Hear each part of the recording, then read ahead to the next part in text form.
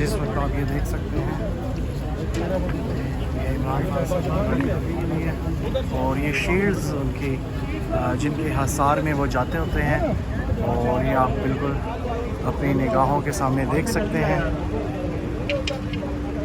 और ये अभी यहाँ इमरान खान साहब को उतारा जाएगा और उसके बाद इमरान साहब अहाता अदालत में दाखिल होंगे।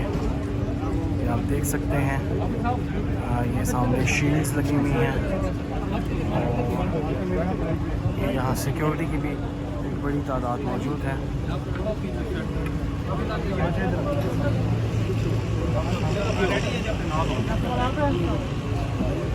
आप देख सकते हैं इमरान खान साहब अब गाड़ी से उतर रहे हैं।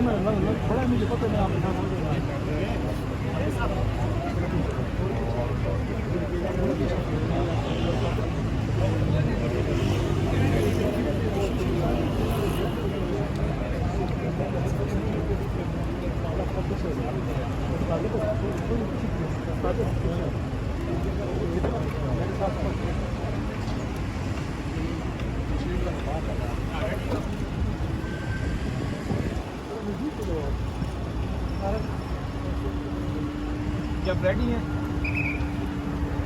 आज ओके आज